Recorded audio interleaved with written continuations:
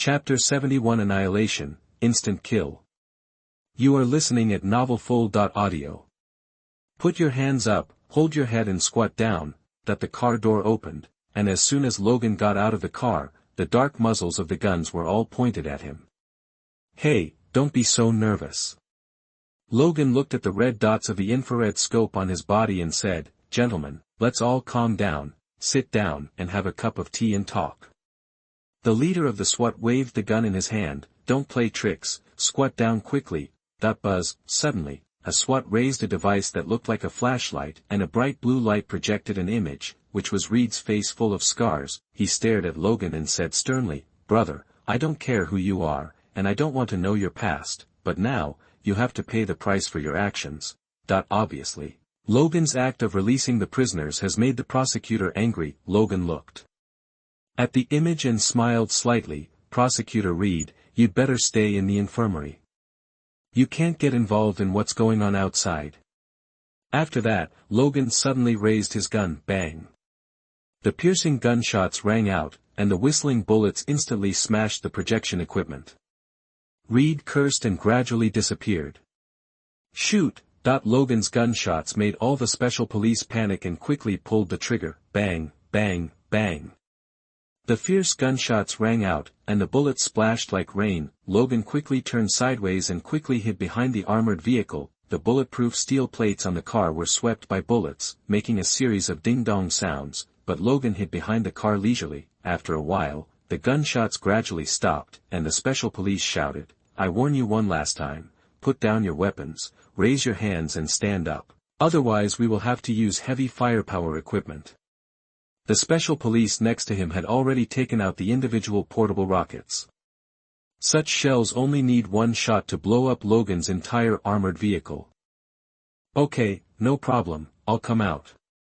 Logan threw out the pistol, and it landed accurately at the feet of the special police who was speaking. The SWAT stared at the pistol suspiciously, picked it up vigilantly, and then continued to stare at the armored vehicle, guarding against any small movements of the other party. "Jimmy, what are you doing?" In the armored vehicle, Victor looked at Logan's movements and felt that this guy was more like playing with the group of SWAT. "Where is your new ability? Use it quickly. If we delay any longer, their support will arrive and we will not be able to escape." Victor lowered his voice and urged Logan, looking anxious. "Immediately."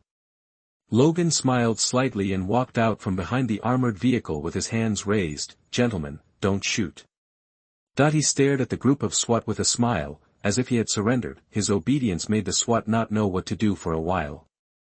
They looked at each other, and they were still a little worried in their hearts. "Go, put a restraining collar on him." The captain took out the collar and handed it to a SWAT next to him. The SWAT officer looked at the collar, then at Logan, and swallowed nervously. Just as he was about to walk out, he quickly shrank back in fear. "Captain, something is wrong, look at his eyes." "Eyes?" The captain was stunned and turned his head to look. At this time, he found that Logan's eyes were flashing with white light, and there seemed to be no pupils in his eye sockets, only the whites of his eyes, and the light gradually became dazzling. The sudden change made the SWAT officers dare not approach rashly, but the next second, the white light in Logan's eye socket suddenly bloomed like a spark, and the bright white light was like the sun in the sky. The white light instantly spread to Logan's body, and there was no human figure on his body, only a bright and strong light. The bright light made everyone close their eyes tightly and couldn't open their eyes. Victor in the car blocked his eyes with his palms, and the dazzling light made him feel uncomfortable. "What kind of ability is this, a flashlight?" He couldn't help but complain while covering his eyes, but even though his eyes were closed and he even covered them with his palms, he couldn't seem to block the direct light. The bright light seemed to be able to penetrate all obstacles and bloom in front of his pupils. "Ah!" A miserable roar suddenly came. It was the voice of the special police. They seemed to have seen something extremely terrifying, and their screams were full of trembling. Victor forced himself to hold on to the light and squinted his eyes to look out, but just a glance, his face was completely shrouded in fear, and his pupils were full of disbelief. The dozens of special police covered by the strong light lay on the ground and screamed in pain, as if their bodies were experiencing some kind of torture, rolling on the ground, and the pain made them roar uncontrollably. Ah, my eyes, my eyes. I can't see anything, it hurts so much. Damn it, my God, where are my hands, why are my hands gone? All the SWAT officers struggled on the ground, their eyes completely white, rolling around like headless flies. The stinging pain in their bodies made them feel like dying. What scared Victor even more was that this group of SWAT officers were melting. Their bodies, like candles, began to melt drop by drop, and finally revealed the white skeleton underneath. Blood and flesh flowed on the road, and half of the bodies melted, half of the flesh and half of the bones struggled to crawl, like evil spirits in hell. The roar almost resounded through the sky. Oh my God! Victor couldn't help but open his eyes wide. Even though the strong light was blinding, he couldn't hide his shock. He stared at Logan, who was shining brightly, and said in disbelief, "What kind of ability is this? Those people seem to have all become candles." Logan was like the fire that lit the candles, melting everyone completely. This ability made Victor feel deeply disgusted, and he couldn't help but look down at his hands. He couldn't imagine what would happen if his body was also subjected to the same skill. His muscles flowed down like water, and he watched himself turn into a pile of bones. After a while, the screams stopped and the struggle ended. In front, the skeletons of dozens of special police were wrapped in police uniforms. Their flesh had already flowed all over the ground with blood. The cold skeletons made them look like long rotten corpses. Huh! A gasp interrupted Victor's shock, and he quickly turned his head to look at Logan. At this time, Logan's light had dissipated. He stood there gasping for breath, and the sticky blood gradually spread to his feet. Logan looked down at the miserable state of the special police, and was a little stunned for a moment. He didn't expect that this ability would be so powerful. It was simply a weapon for large-scale killing. However, the price was also obvious. At this time, his face was pale, and there was not a trace of strength left in his body, as if his body was drained, extremely weak, and he supported the armored vehicle with one hand to prevent himself from falling down. His legs were like lead, and he couldn't even lift them up. "Are you okay?" Victor noticed that something was wrong with Logan, and hurriedly got out of the car to support him. "It's okay, just rest for a while." Logan waved weakly, "Go back first." With Victor's support, Logan got into the car and slumped in the back seat, completely unable to move. It seems that this ability cannot be used easily. He took a deep breath and couldn't help muttering in his heart, once this ability is used, he will completely lose any combat power. If there are still enemies, the other party can easily capture him. Chapter 72, Encirclement and Suppression Dilemma. You are listening at novelfull.audio. Victor drove recklessly, his feet almost welded to the accelerator, and the speed was so fast that he almost took off. All the vehicles along the way called him crazy and turned their heads to avoid him. After a while, the two finally returned to the camp. At this time, John and his friends had just arrived safely and were getting out of the car. They heard the sound of the car behind them, and hurriedly looked back. When they saw that it was Logan and his friends, they breathed a sigh of relief. Victor parked the car in front of the camp, and the two pushed the door and got out. John hurriedly came up and said excitedly, "You are okay, it's really great." These two people stayed to stop the enemy, and John had prepared for them to be arrested.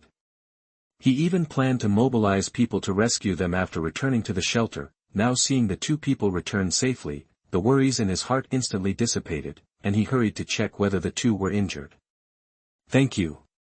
Lorna also followed John and walked up to thank Logan. After all, if Logan and his friends hadn't rescued her, she would still be tortured by Anna and her gang. "No need to thank me."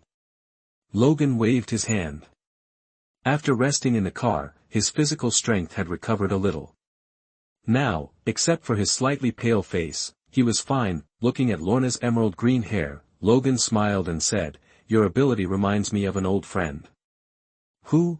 Hearing this, Lorna asked curiously. She didn't know that her father was Magneto. Logan was about to speak, but was interrupted by a shout in the house. "My God, thank God, you are finally back." Caliban ran out of the wooden house with an excited look on his face. He was worried about the waiting time.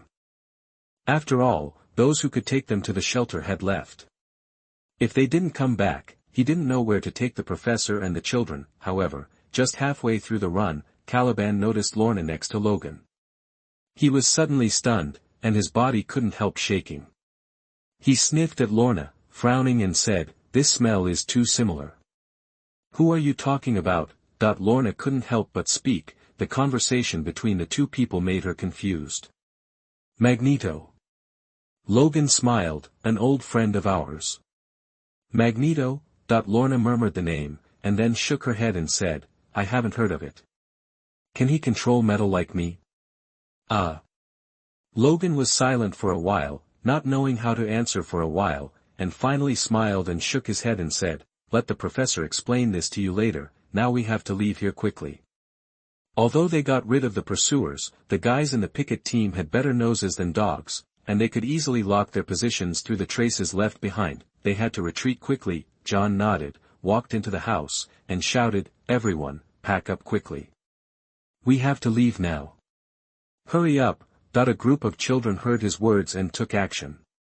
They gathered their companions and started to pack up. Logan and Caliban also entered the wooden house and went upstairs to pick up the professor. Stepping on the creaking wooden stairs, Caliban couldn't help but look back at Lorna and whispered, "Is that girl really Magneto's daughter?" "Maybe." Logan said again, "You may ask the professor, he must know." "I think so too. My nose won't be wrong. Her breath is too similar to Magneto's." Caliban said with a worried look on his face, "That kind of ability makes me feel uncomfortable all over." "Don't worry, she won't hurt us." Logan comforted softly. Caliban still looked worried and couldn't help muttering, "I hope she won't become the next Magneto." Soon, the two came to the room and started packing. They didn't bring much stuff with them. Most of the useless stuff had been thrown away at the gathering point. Even the professor's wheelchair was thrown into a pile of weeds. Now they only brought some clothes and cash. Each person had a backpack full of all their belongings. Dong dong dong, Logan had just packed up when there was a knock on the door. When he opened the door, he saw Laura standing outside. The little girl raised her head and looked at him with a worried look on her face. When she saw that Logan was fine, she was relieved. She reached out and handed it over, holding 3 bottles of green serum. "This is an enhanced serum that can temporarily enhance the ability of the X gene." Lola explained what was in her hand, and added, "It was brought out from the laboratory when Carl and his team escaped. When we were in the laboratory before, those people often injected us with it, and it was indeed very effective." Logan looked at the serum and asked with a smile, "For us?" That he naturally knew the role of these serums. "For mutants, this thing can suddenly burst out with full strength in times of crisis, and it is definitely a weapon for counterattack in a war." Lola nodded. "Carl said that you need these things more than us. I hope you can use them at a critical moment." In this situation, these children are not of much help to the battle situation, and the serum is of no use to them. Instead, Logan and his team can exert the effect of the serum. "Thank you." Logan nodded and took the serum. Both he and Victor needed it. Laura smiled and added, "By the way, the amount of injection cannot be too much, otherwise it will damage the body's functions. If you are injured, you can inject a small amount to quickly restore your body in control." "I know." Logan put away the serum and rubbed Laura's head with a smile. "Have you packed your things?" Lola turned sideways and showed the backpack on her back. "We can set off at any time." Bang! At this time, gunshots suddenly came from outside. Logan's expression froze and he quickly looked out the window. At the same time, John downstairs shouted loudly, "Oh no, it's the patrol team, those guys are chasing us." "Fuck!" Logan couldn't help but yelled in anger, and quickly pulled Laura outside the door into the house, and said, "You stay here to guard the professor, I'll go down and take a look." Lola also realized the seriousness of the matter and nodded seriously. Logan went downstairs quickly with a gloomy face. He didn't expect that the guys in the patrol team had such a sharp nose that they found their location so quickly. Downstairs, the wooden door had been shut tightly. John was standing in front of the window with a pistol in his hand. When he saw Logan coming down, he said solemnly, "They're coming." Logan leaned over to the window and looked out. At this time, the entire wooden house was surrounded by dense armor, and red and blue police lights kept flashing on the top of the armored vehicle. The fully armed special police got off the armored vehicle, each of them holding a variety of weapons, just like a huge anti-terrorist operation. Logan looked solemn and clenched his fist unconsciously. With so many people, even a fly might not be able to fly out. Chapter 73, Facing Death with Equanimity. You are listening at novelfull.audio. The perimeter of the house was full of armored vehicles with flashing police lights and noisy sirens. The heavily armed pickets surrounded the entire wooden house, and everyone was standing ready with their guns pointed at the entrances and exits of the wooden house. As long as anyone showed his head, he would be sieved by concentrated fire at the first time. There are pickets all around, trying to trap us here. Logan leaned behind the window, leaned his head out slightly, and looked around with a solemn expression. There were densely packed pickets outside, roughly estimated to be at least several hundred people. The huge disparity in the number of people made Logan frown. Although there is a room full of mutants hidden here, only Logan and the others can actually fight. Let children with no combat experience fight with this group of highly qualified pickets, and the result will definitely be a disastrous defeat, especially since most of their abilities are still in their infancy. Moreover, Logan had just launched Annihilation and his physical strength had not fully recovered at this time, so he was unable to fight for a long time. In addition, Lorna's body is also very weak and cannot last long.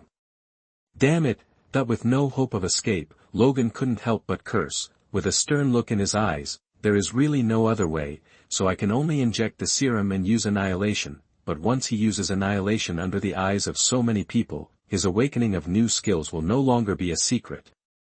Sooner or later, this news will be revealed. When the time comes, Wolverine will become a bounty hunter, the prey of various black markets and even Hydra, and his life will probably not be peaceful. How did they find this place? Victor came closer, his expression solemn. These damn pickets all have dog noses. As long as we leave any clues, they will be able to follow us. Klaus tightened his grip on the pistol. Buzz. Behind, a burst of green light flashed, and several people looked back, only to see Lorna clenching her teeth and trying to hold up a dagger in the air. The dagger trembled and levitated for a moment, but soon it seemed that she had lost her strength. Just like that, he landed quickly with a clang. Cough cough cough. The girl's face instantly turned pale, and she coughed violently uncontrollably. Her delicate features were tightly knitted together due to exhaustion, and her forehead was covered with beads of sweat. Kid, don't force it. Logan said to Lorna, forcibly overexerting your physical strength will only make your physical condition worse. After comforting Lorna, he hurriedly asked John on the other side, don't you have support in your shelter? We can't break out now. John shook his head with a bitter look on his face. The shelter is too far away from here. Even if we get in touch with the shelter now, by the time support arrives, the wooden house will have been flattened.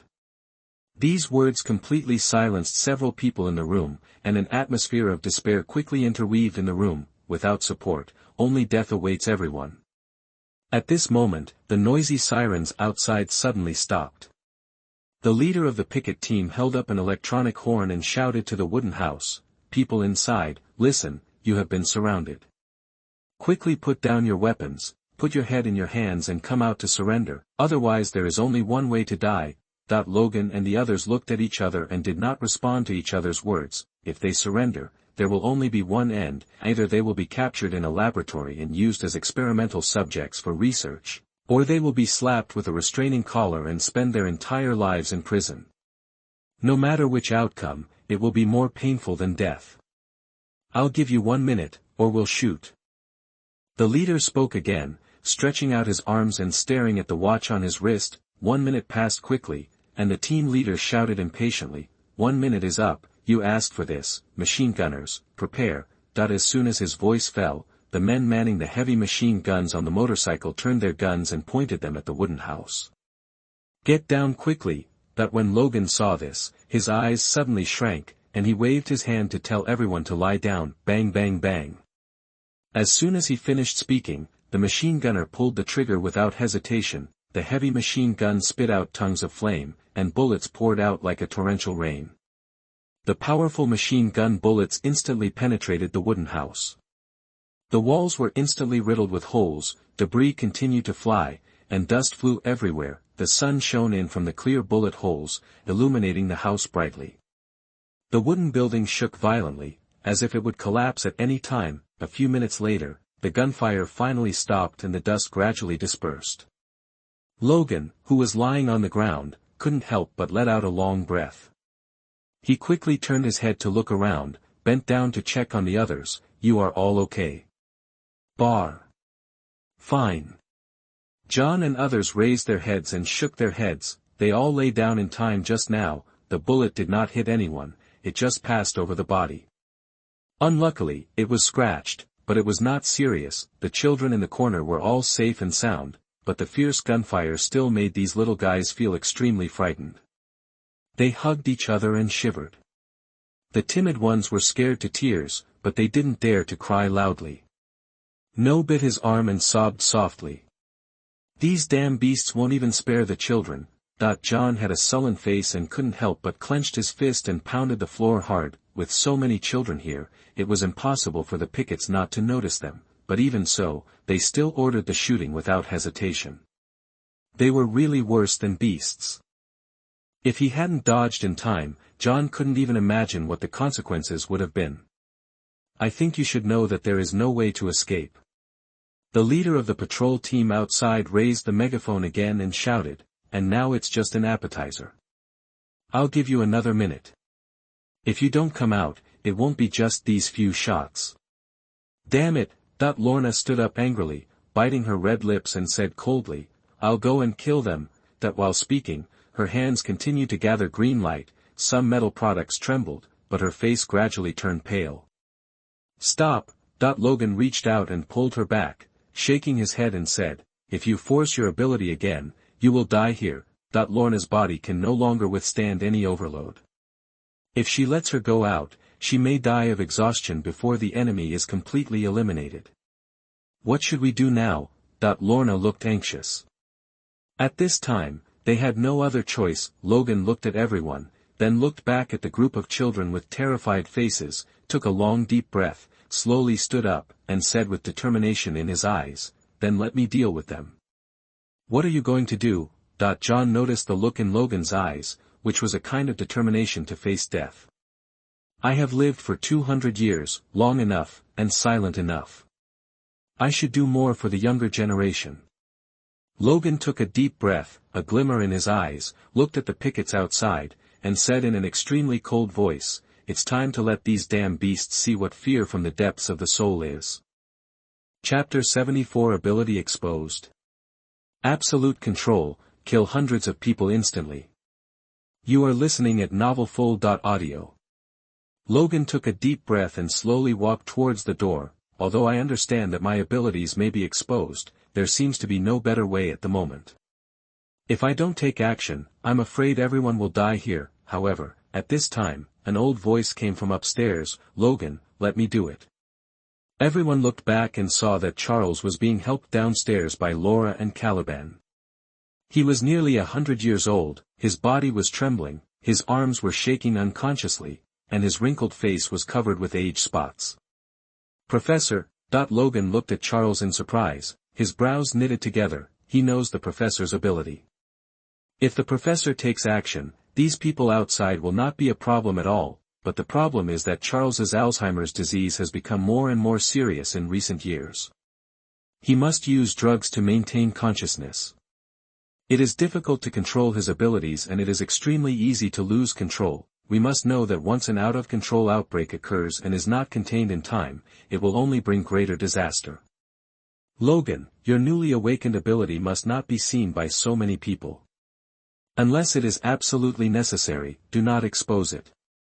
The professor's voice suddenly sounded deep in Logan's mind, and no one else heard it. Logan understood that this was the professor using telepathy to talk to him. The professor's voice came again, and he said seriously, "Besides, we have just met John and the others, and we don't know their character well.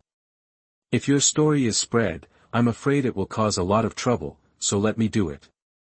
Logan frowned and hesitated. After all, Charles's physical condition was too bad. Others also looked at the professor in astonishment, with doubts on their faces, although they all know how terrifying the professor was in the past. That was more than 10 years ago, and the professor now is an old man in his dying years. Professor, we all know how powerful you were when you were young, but now. Klaus glanced at the army outside and hesitated. There are too many of them. Can you still activate your abilities in your current situation? That if it was young Charles, they would not dare to question it.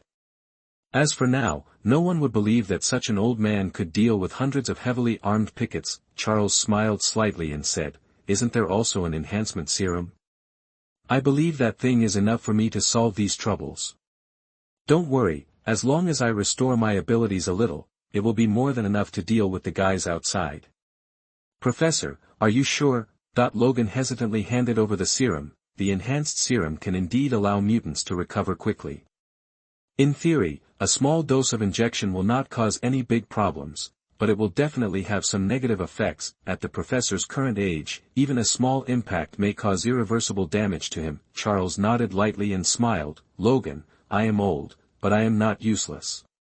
You should let me play some role. Besides, there is no other way now, right? After speaking, he waved his hand, signaling Caliban to inject himself with the serum. Caliban hesitated for a moment, looked at the professor, then at Logan, and finally glanced at the pickets outside the room.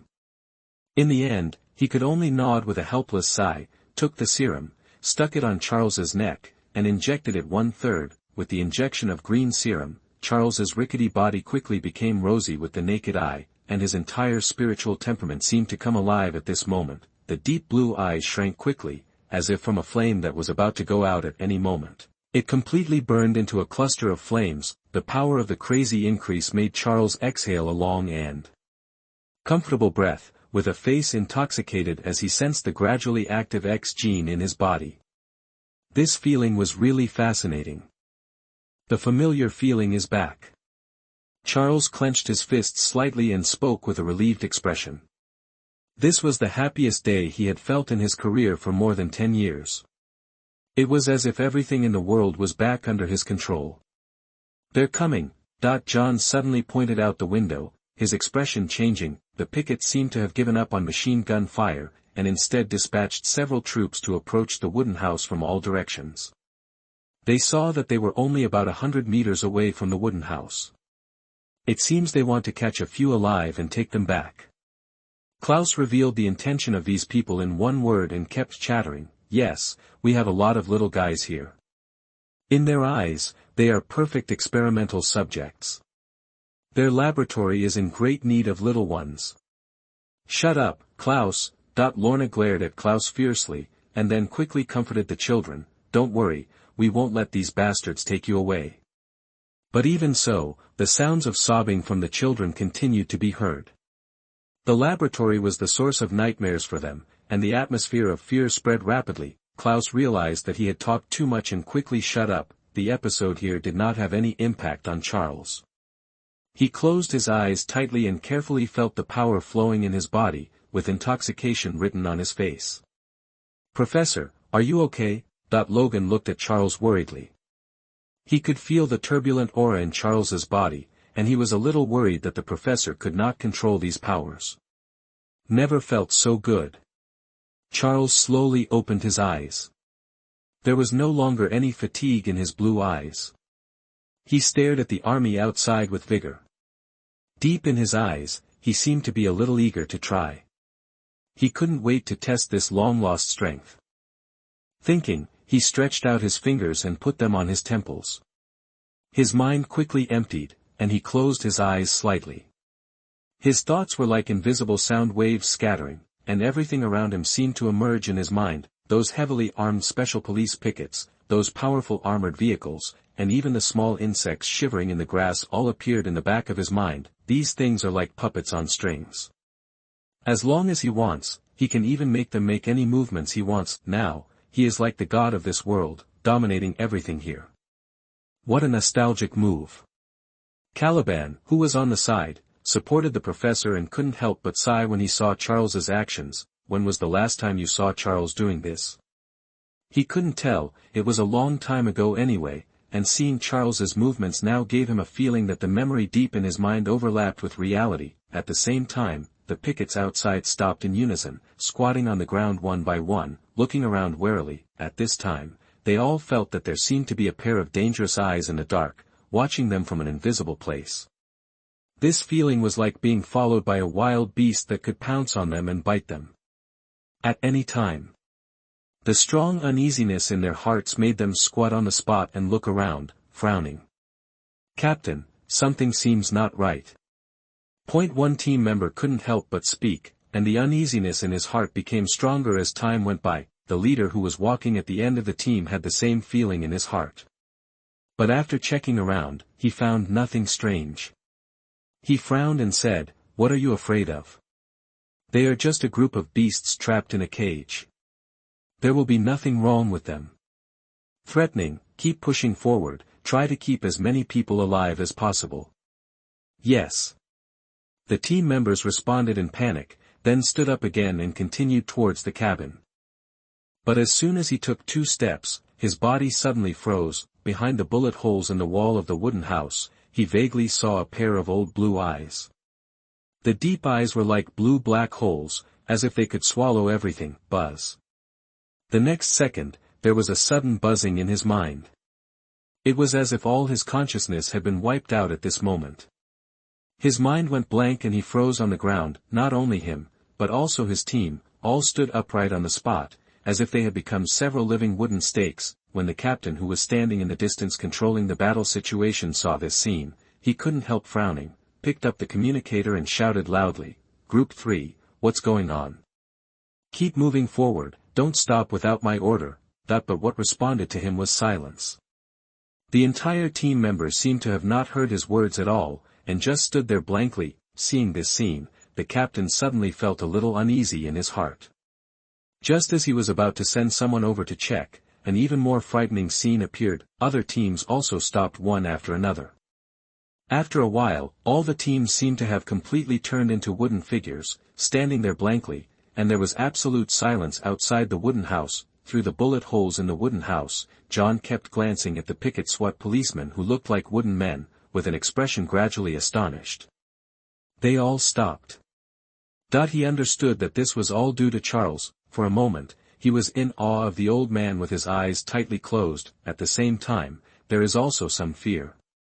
Anyone who is targeted will be turned into a piece of fish and allowed to be slaughtered. On the other side, Lorna breathed a deep sigh of relief, and the crisis was temporarily resolved. She couldn't help but look back at Charles, and suddenly felt that Charles's abilities were somewhat similar to hers, except that she controlled metal, while he controlled people, and the latter was obviously more terrifying. The eyes of the children around him were full of curiosity. Although they had read about Professor Logan and Caliban, on the other hand, looked worried, they could see that they themselves felt uncomfortable because the professor controlled so many people. His eyes were closed, his brows were furrowed, his head was covered with sweat, and his body was shaking uncontrollably. It looked very laborious. Obviously, so many years of decadence made it difficult for him to directly return to his peak state. Even if he was facing only 100 ordinary humans, he was still exhausted. Laura, who was supporting the professor on the other side, looked extremely worried at this time. She took out a handkerchief and gently wiped Charles's falling sweat beads, and couldn't help but said, "Is the dose too high?" "Shoo." Before she could finish speaking, Logan quickly put his finger to his lips and whispered, "Don't disturb him. This is the critical moment for the professor to activate his abilities. If he is interrupted and all his previous efforts are wasted, he himself will probably be counterattacked, causing irreversible damage. Today's professors cannot bear any backlash." Bang. Suddenly, the silence outside the wooden house was broken by a burst of gunfire. The fierce gunfire was like thunder, and gunpowder smoke filled the air. Everyone looked shocked and hurriedly ran away, but then they discovered that the wooden house had no traces of gunshots at all. They poked their heads out in confusion and looked outside, but the scene outside made people instantly stunned and speechless. At this time, all the pickets seemed like lifeless puppets. They turned around and pointed at the leader at the rear. They kept pulling the rifles in their hands and shooting in the direction of the leader with no expression on their faces. it was like raindrops of bullets, whizzing towards the leader.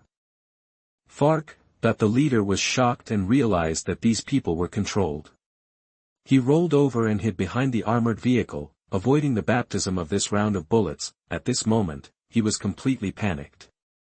After glancing at the wooden house and the group of numb team members, his face turned completely pale and he hurriedly got up to escape, but before the leader could run, he suddenly bumped into a tall subordinate and fell heavily to the ground. At this time, the subordinate's eyes were completely unconscious, leaving only an angry face. Looking down at him, the leader was panicked and looked at the appearance of this loyal subordinate.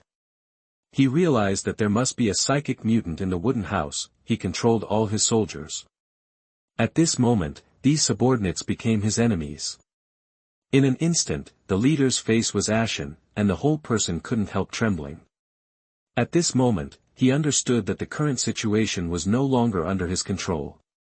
He had to call for support and even apply for missiles to bomb the wooden house.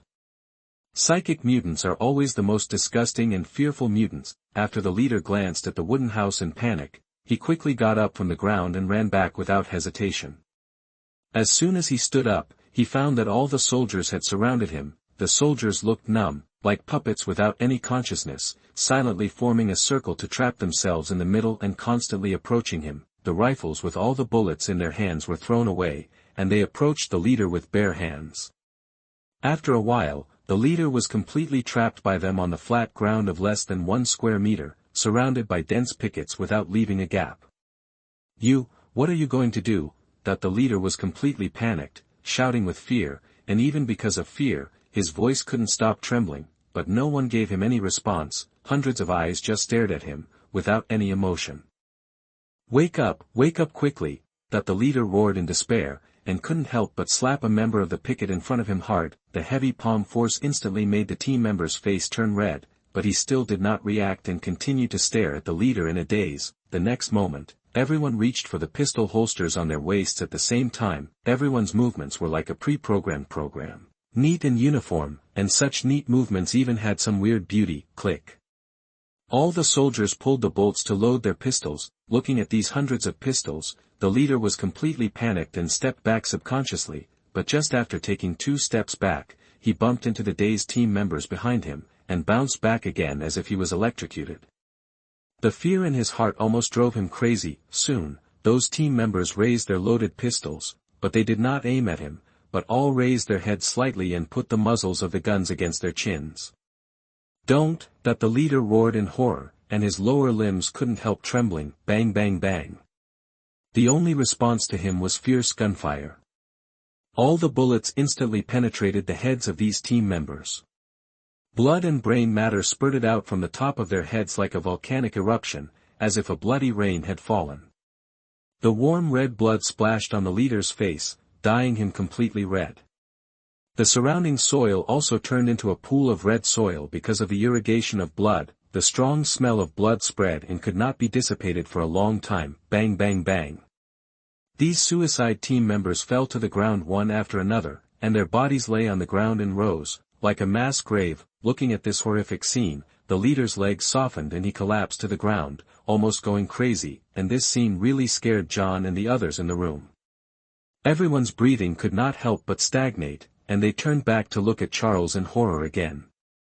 Even Klaus, who usually talks a lot, was scared and shut his mouth this time. At this time, Charles put down his hand like he was exhausted, and slowly opened his eyes. His blue pupils were full of fatigue. He seemed to have drained all his strength. He gasped heavily, and beads of sweat kept falling on his head. It seemed that an extremely violent breath was rising in his body. Seeing this, Logan quickly took out the tranquilizer and injected a shot into Charles's arm. As the drug took effect, Charles's physical condition gradually stabilized. This is what Logan was worried about. Charles's brain disease is getting worse. After activating his ability, he is likely to become unstable and may even accidentally hurt his own people. Fortunately, the tranquilizer can still relieve his symptoms this time. We have to leave quickly. Charles waved his hand weakly. In those people's memory, there are still many patrol teams outside to surround us. If we don't leave now, it will be too late. John nodded, signaled all the children to carry their school bags and prepare to evacuate, while he took out his pistol and said fiercely, "Before leaving, we have to deal with one person." While speaking, he looked at the leader who was sitting in a pool of blood outside. Still in shock, Charles shook his head and stopped him. "Keep him first, he has a lot of information, maybe he can lead us to bypass the search of the patrol team." This is why he kept the leader. Hearing this, John nodded, quickly put away his pistol, and strode towards the leader with his men. At this time, the leader was sitting in a pool of blood, and the fear in his heart made him gasp uncontrollably. After noticing the footsteps behind him, he turned his head in fear and saw Logan and others staring at him. "Don't kill me, don't kill me," that the team leader moved back in panic, completely frightened. John looked at him, snorted disdainfully, strode up, grabbed his collar angrily, pulled him up, and said sternly, "Get up, lead the way." Chapter 75. Arriving at the mutant shelter, the self-healing factor is restored. You are listening at novelfull.audio. The jailbreak and the death of a large number of patrol team members have obviously completely angered local officials. In particular, the release of hundreds of serious criminals and mutants is undoubtedly a trampling on the face of government officials. On this day, the entire border area and its surrounding areas were on high alert, at the instruction of local government officials. All patrol team vacations were cancelled, all members were recalled, and all other ongoing tasks were shelved. The entire patrol team, plus the Special Police Department, and even a small number of local garrisons, all participated in the encirclement and suppression of Logan and others. The entire city and its surrounding areas were almost sealed off. Even in the jungles where few people go, there are patrol teams constantly investigating. Under this dragnet, Logan and others are undoubtedly in an extremely dangerous situation. Every step has to be extremely careful. If you are not careful, you will fall into the abyss completely. In such a situation, the two-person exploration team composed of Logan and Victor can be said to be really walking on the edge of a knife. They were almost hit by the patrol team several times, and thanks to their timely response, they were able to escape danger. Fortunately, the leader they caught was a complete coward. Under the threat of death, Logan and his men easily got the information about the deployment of the patrol team and the time when patrol teams passed through some remote areas from him. Relying on this information, Logan and his men chose a relatively safe route and drove out of the search area without any danger. After leaving the search area, they did not dare to stop and drove fast on the road. After running hundreds of kilometers, they took a break on a rugged mountain road with few people.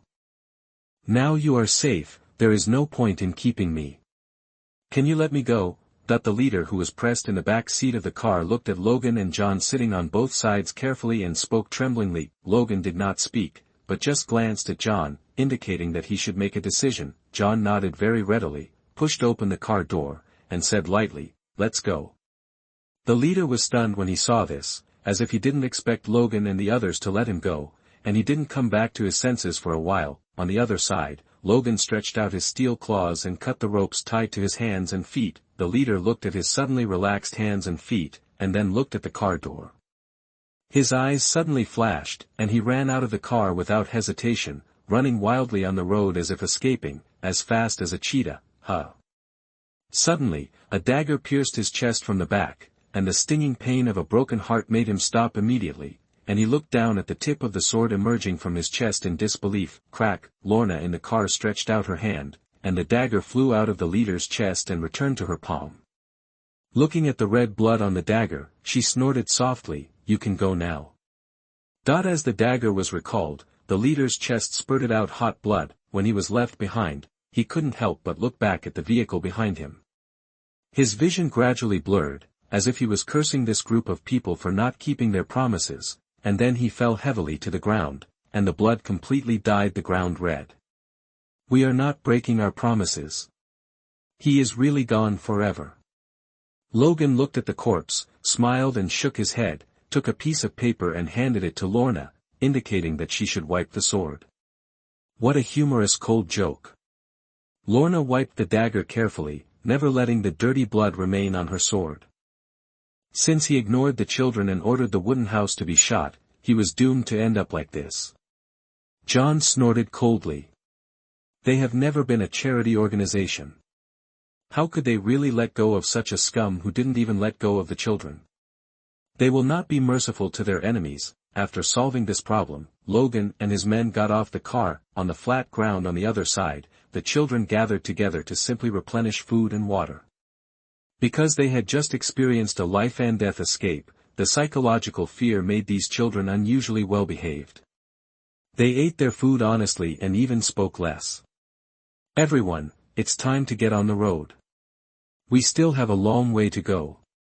John clapped his hands, signaled the children to finish their meal, and arranged for them to get on the car. There were more than 20 children, and it took 3 vans to fill them. These 3 vans were robbed by Logan and his men.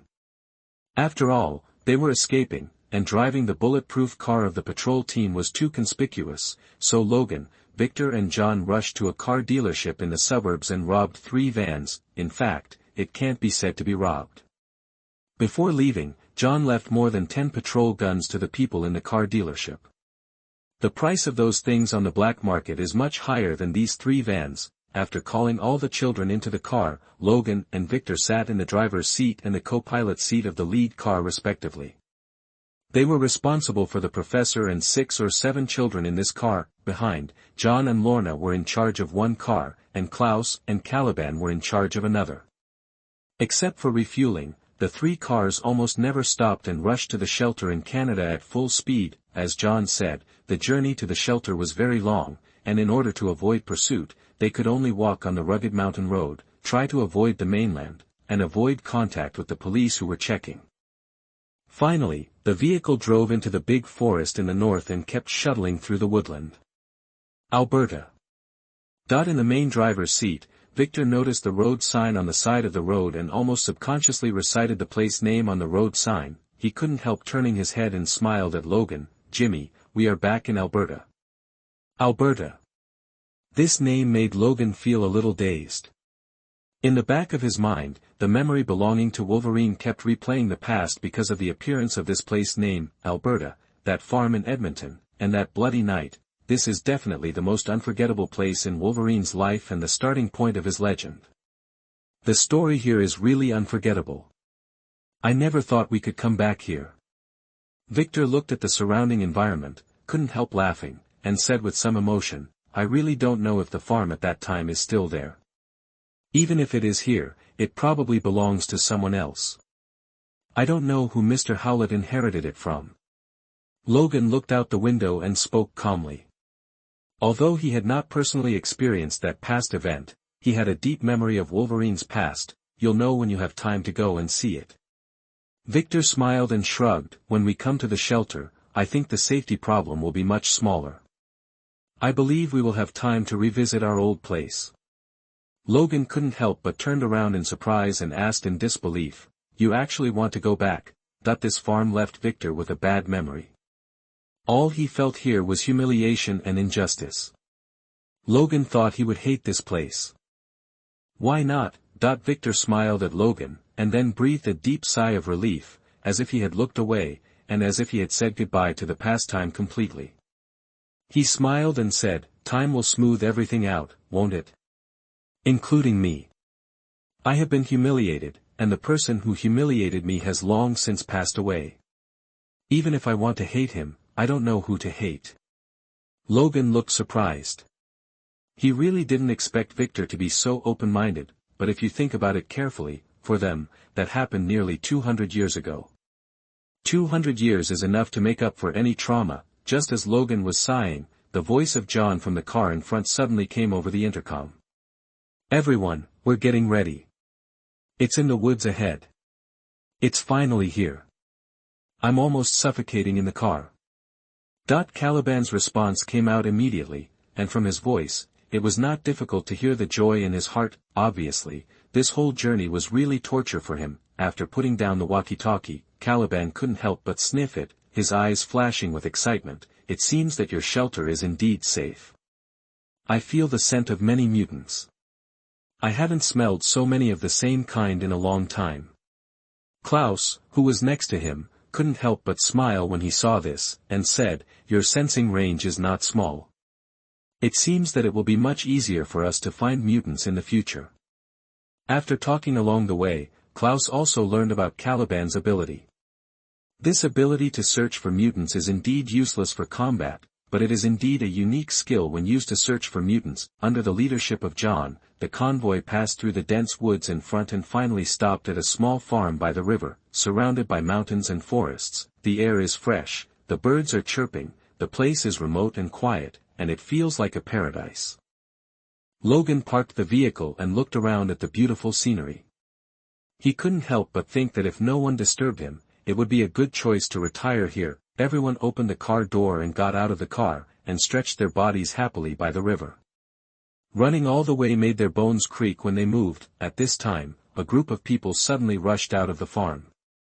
They were of different ages and skin colors, but they all held long guns in their hands and looked at Logan and the others with vigilance. "Don't be nervous, it's me, I brought people back." John, who was in the car in front, saw this and hurriedly got out of the car and spoke to these people. After seeing John, these people's alertness suddenly disappeared and they quickly put away their guns. "You are finally back." One of the men breathed a deep sigh of relief. Immediately he looked around anxiously. "Where's Lorna?" "Marcus, I'm here."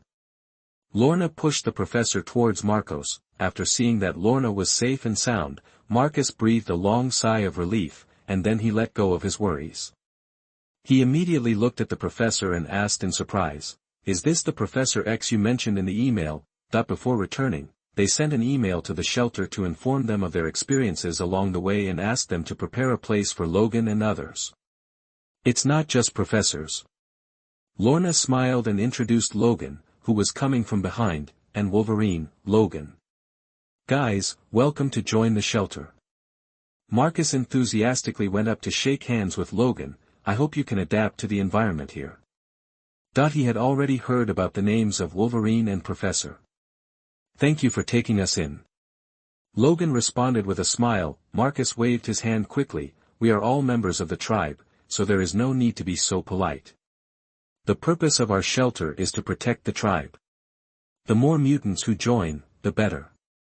As he said that, he glanced at the professor, Victor, and Caliban, and said, "The leader of our sanctuary, Micah, knows that you are coming and has been preparing to receive you early in the morning.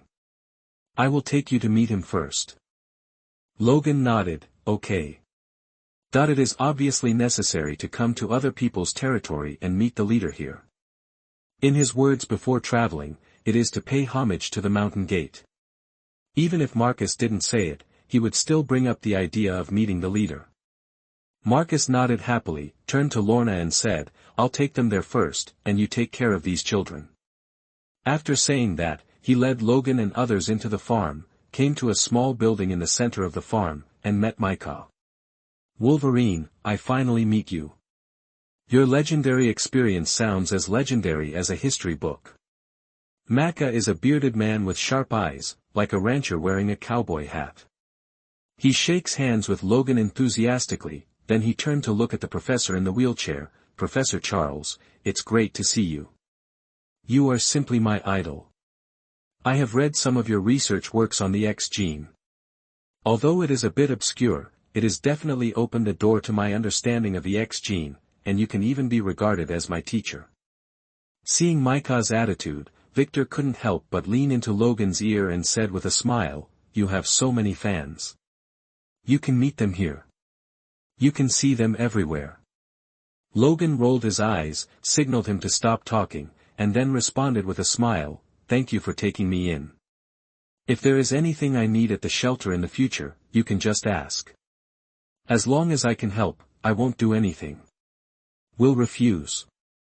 We will talk about these things later. I believe that this big family at the shelter will make you feel happy and safe." Micah waved his hands and responded with a smile, and then spoke again. "I read the email sent back by John and the others. It made me sweat. Fortunately, there was no danger, but you must be exhausted too. I'll give it to you. You have prepared your shelter and let Marcos take you there. Of course, I should have introduced you to the shelter, but I'm really sorry. I'm still busy with some things right now, so I can only excuse you. I'll talk to you later. Chatting with you." Logan nodded. "In that case, I won't bother you. Anyway, we have many opportunities to chat here. Yeah, bye. Maka waved at them. Marcos took Logan and the others to their residence. As they passed through the farm on the way, he briefly introduced the current situation of the farm. This farm is run by everyone, and it is also one of the main sources of shelter. We live there, in the wooden house on the north side. It is very convenient to visit and chat when we are bored. Marcos pointed to a wooden house in the distance. It looks very cozy. Logan pushed the professor, looked at the wooden houses and nodded. Of course. Marcus smiled, and then he seemed to have thought of something, and said again, by the way, for safety reasons, there are some rules in the shelter that we still have to abide by. Here, we don't have to cook, there are special meals are served in the canteen, which is distributed per person. No, the canteen is not far from the wooden house, which is very convenient. By the way, one more thing, you can't go out at well after 10 o'clock in the evening. You need to report every night, and you must also report and apply when you go out. After all, it is for safety reasons. I hope you can understand and comply, otherwise the shelter may be closed. It's hard to accept. After all, the stricter the rules, the better the security. If it's messy, it's easy to get messed up.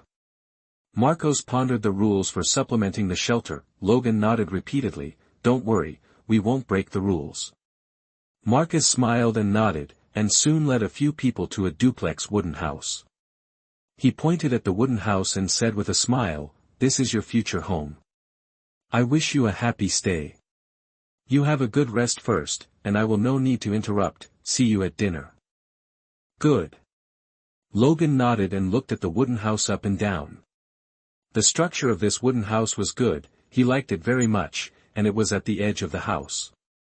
It had good ventilation and lighting. On the side, there is a row of identical wooden houses, which look very neat. Let's go. I'm exhausted today. I can fall asleep just lying on the bed. Victor yawned and pushed open the door of the cabin. Obviously, Micah arranged for someone to clean it, and it was very clean overall. Although the decoration was very simple, it was a wooden house after all, and the simple decoration gave it a retro feel. The room in the wooden house is enough for each of them, and the water and electricity supply are complete. There is even hot water in the shower room. Logan and the others simply tidied it up, made the bed, hung the clothes they brought in the closet, and laid out all the daily necessities. After all the actions, the cabin really felt like a home. After dealing with it casually, everyone was exhausted. After carrying the professor to his own bed, they all went back to their rooms to rest. I went back to the room and closed the door. Fatigue hit me instantly. After taking a comfortable hot bath in the toilet, I lay on the bed. However, I didn't rest directly. Instead, I started to think about the attribute panel: endurance, 6, strength, 8, agility, 7, speed, 9, intelligence, 5, defense, 7, willpower, 10, fighting skills, 7. Prestige 191, special attributes, none yet, special abilities, self-healing factor, heat vision, annihilation, current physical condition is gradually improving. Free points, 17, enhancement points, 11. The free points are actually 17. Logan looked at the column of free points in surprise. Since he always wanted to save this thing for critical moments, he rarely used it to increase attributes, but I didn't expect that I would accumulate so much without realizing it. And there are 11 enhancement points, which is definitely a lot of money. Logan recalled the battle experience that just happened, and murmured, it seems that most of these points were added when saving Luna. Staying with the tribe is indeed a good choice. Even the points can increase so much in a short time. Thinking about it, Logan added all the enhancement points to the self-healing factor without hesitation. Now, in addition to the steel claws, his attack methods also include heat vision and annihilation, which are enough for the enemy.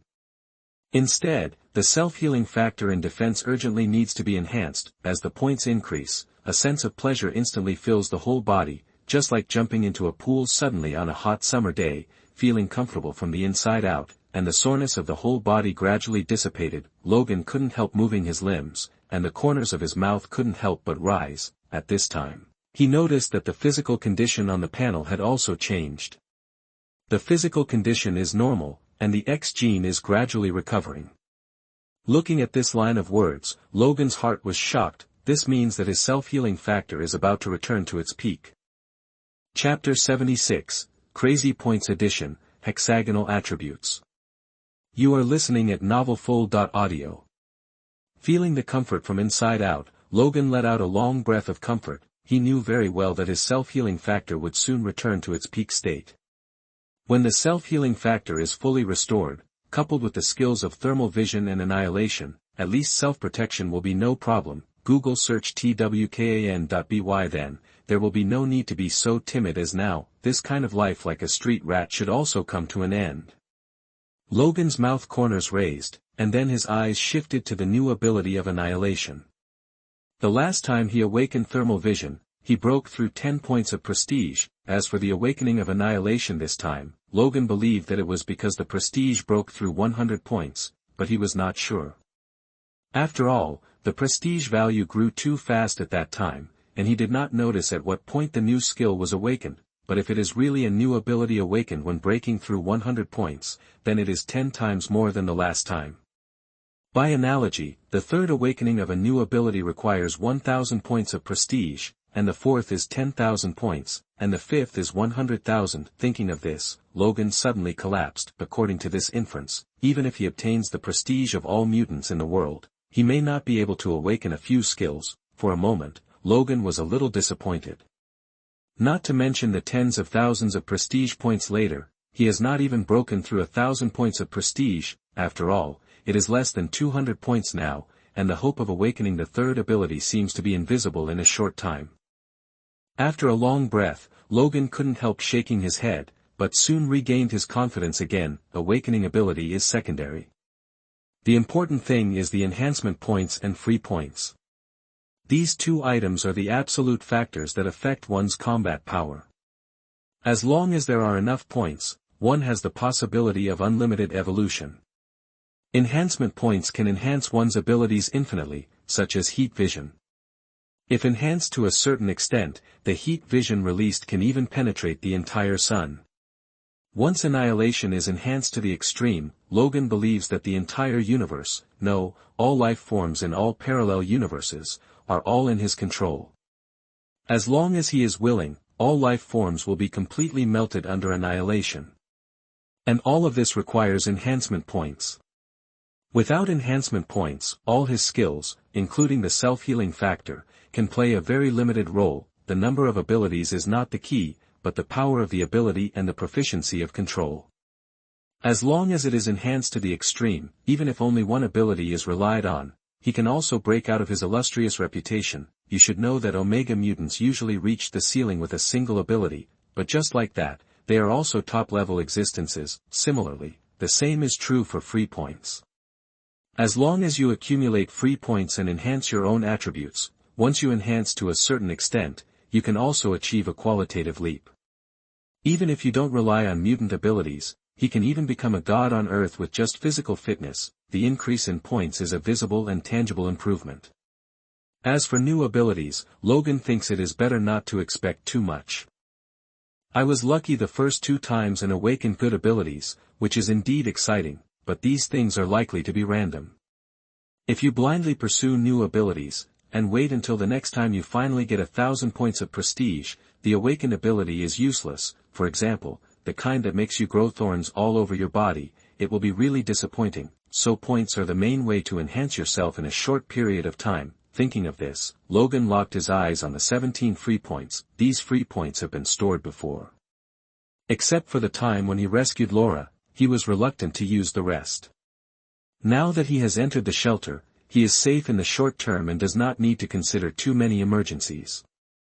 It is time to properly enhance the attributes. Otherwise, even if these points are stored more, if they cannot be enhanced, it is useless. Logan scanned the various attributes and whispered, which one should I add? 0.17 points of free points, no matter which one is added, can bring a qualitative leap to that attribute. But after a little thought, Logan finally decided that it would be better to develop all aspects. Anyway, There are enough points to upgrade all his attributes, he did it right away. Logan did not hesitate to add 10 points to each of the attributes such as strength, agility, speed, defense, etc. As the points increased, Logan instantly felt that his muscles were recast. His body was constantly tense, and his muscles evolved rapidly under his skin. In just a moment, the density of his muscles was qualitatively enhanced. Logan couldn't help but touch his arm, feeling the new changes in his body.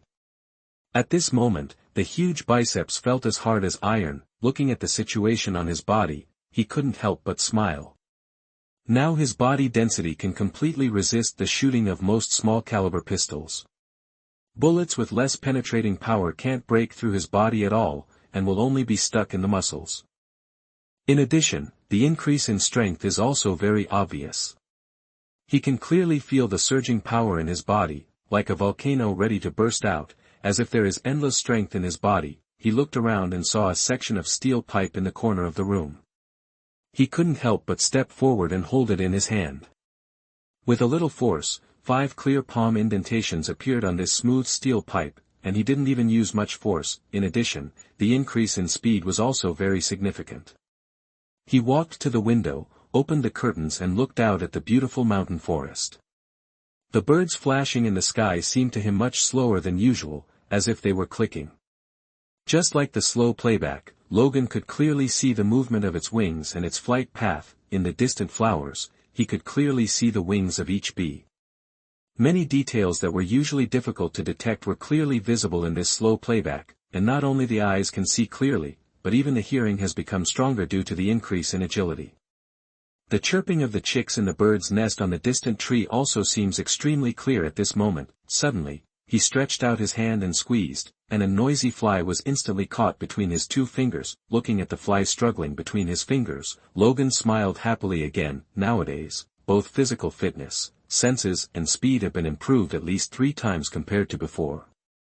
You know, these attributes are good in themselves, but now they have suddenly increased 3 times. It can be said to be a qualitative change, and the whole person is as if he has been reborn. Shaking the flies away from his fingers, Logan closed the curtains and sat back on the bed. After upgrading, there are now only 4 free points left. Logan looked at the 2 attributes that did not add points at the end, which were fighting skills and intelligence. His fighting skills are naturally comparable. Even if he has not been upgraded, he still has a full 7 points. 7 points is already very high, definitely a world-class level. The talent of this body is not high, but the fighting skills have been accumulated and tempered for hundreds of years. As for the latter's intelligence, it was only 5 points. Logan looked at that column and raised his eyebrows. It seems that not everything in this attribute panel is correct, and sometimes the data is wrong. How could my intelligence only be 5 points? This is absolutely false. Logan did not hesitate to increase his fighting skills to 10 points. In an instant, richer fighting skills and experience flooded into his mind. Many moves against enemies and subconscious reactions when encountering emergencies have been enhanced with the increase of points. Now, even if he is allowed to fight more than a dozen people with his bare hands, elite special forces will be able to fight in close quarters with ease. Now that there are only a few free points left, Logan has also set his sights on the last bit of intelligence. He does not think that intelligence here refers to the degree of intelligence. It is not that he is conceited, but that he feels that his IQ should not be only 5 points. The intelligence here should be a value related to knowledge and spirituality. If he reaches the top, he will be an omniscient person, and maybe like the professor, he can control others with his thoughts, and he will gain a certain amount of spiritual defense. For example, even the professor cannot easily control himself. However, Logan believes that at this stage, this improvement will not have much effect on him. Intellectual requirements do not mean that 1 point or 10 points can have a big impact. If you want to significantly improve your intelligence, you probably need to invest countless free points. Now Logan doesn't have that much time to devote to improving his intelligence. Other attributes are obviously more important at this stage. But he added the last bit to intelligence. As he expected, there were no significant changes. Boom, boom, boom. There was a knock on the door suddenly, followed by Lorna's voice. Logan, the cafeteria is open, it's dinner time. Come here. Logan quickly covered up his thoughts, stood up and opened the door, followed Lorna to wake up the others, moved the professor into the wheelchair, and headed to the cafeteria together. Our canteen opens and ends on time. You have to remember the opening time in the future, otherwise you will have nothing to eat if you miss it.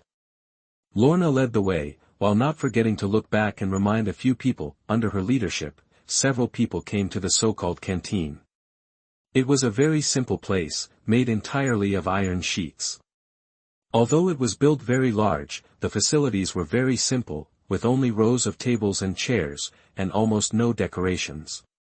Good quality, very simple. At this time, the room was already full of people, chatting away.